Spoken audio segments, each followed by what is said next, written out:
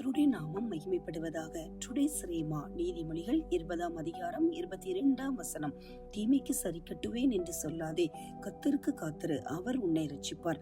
ஒருவர் நமக்கு தீங்கு செய்தாலும் நாம் அவர்களுக்கு பதிலுக்கு தீங்கான காரியங்களை செய்யக்கூடாது.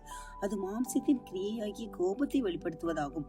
மேலும் அது நம் சுயநீதியை காட்டுவதாகவும் அமைந்து விடுகிறது. அந்த காரியங்களை நம் ஜெபத்தில் வைத்து கர்த்தர் அந்த காரியத்துக்கு நீதி செய்யும் நேரம் வரை பொறுமையோடு காத்திருக்க வேண்டும். ரோமர் 12ஆம் அதிகாரம் 17ஆம் வசனம் முதல் 19ஆம் வசனம் வரை.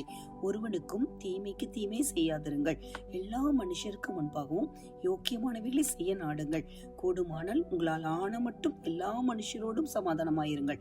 பிரியமானவர்களை, பழி வாங்குதல் எனக்குரியது, நானே பதில் செய்வேன் என்று கர்த்தர் சொல்லுகிறார் என்று எழுதியிருக்கிறபடியால் நீங்கள் பழி வாங்காமல் கோபாக்கினிக்கு இடங்கொடுங்கள். கர்த்தர் நம்மை ரட்சித்து நீதியை நிலைநாட்டுவார். கர்த்தர் தம்முடைய நியாயத்தின்படி நீதி செய்வார்.